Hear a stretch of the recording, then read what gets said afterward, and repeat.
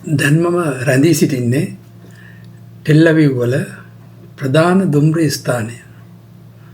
ඒකට කියන්නේ හගනා කියලා.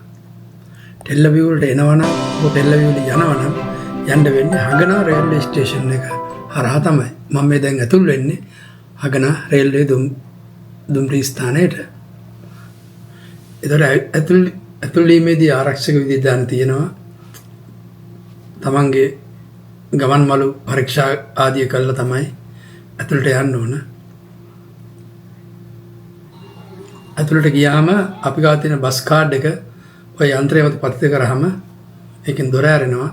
ඊට පස්සේ ඒකෙන් අපිට ඇතුළට යන්න පුළුවන්. ඉතාම පහසුවෙන්. ටිකට් ගන්න අය ටිකට් අරගෙන යන්න පුළුවන්. එහෙම තදබදයක් නැහැ. මොකද හැමෝම ගාම මේ කාඩ් එක තියෙන හින්දා ඇතුළට යනවා.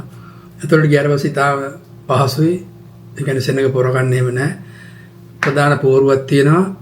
දුම්රිය වේලාව, දුම්රියේ අංකය, වේදිකා අංකය සියල්ල වැටෙනවා.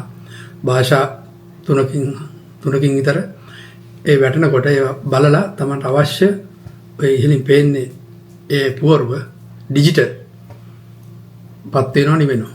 ඒක නිසා තමයි අපහැදිලිව පේන්නේ. කැමරාවට එන්නේ ওই විදිහට තමයි. ඊට පස්සේ අපිට අවශ්‍ය වේදිකාවට යන්න ඕන වෙලා තියෙනවා නම් කෝපි එකක් බීලා වැසිකිළියට පාසුකම් තියෙනවා. ඒව ගිහිල්ලා ඊටම සැහැල්ලුවෙන් දුම්රියට ඇතුල් වෙන්න පුළුවන්. එතකොට ඔය යනවා දැන් දුම්රිය ගාවට අපි ගියාම ස්ටේෂන් එක තියෙන වේදිකාව. වේදිකාවේ පූර්ව සටහන් වෙනවා මේ දුම්රිය එන වෙලාව.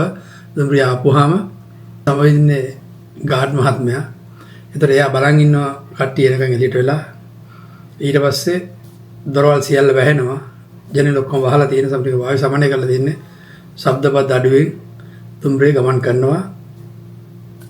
තට්ටු දෙකයි දුම්රිය ඉහළ මාලය සහ පහත මාලය. ඔය දැන් පේන්නේ එකයි පහළ මාලය සහ ඉහළ මාලය. ඊට පස්සේ අපිට තියෙන්නේ දුම්රිය ගමන් කරන එක. ගිහලා ඉවරලා දැන් මම යන්නේ ජෙරුසලම් වලට.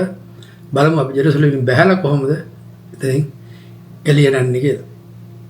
ජෙරුසලම් කියන්නේ සුවිශේෂී ස්ථානයක්.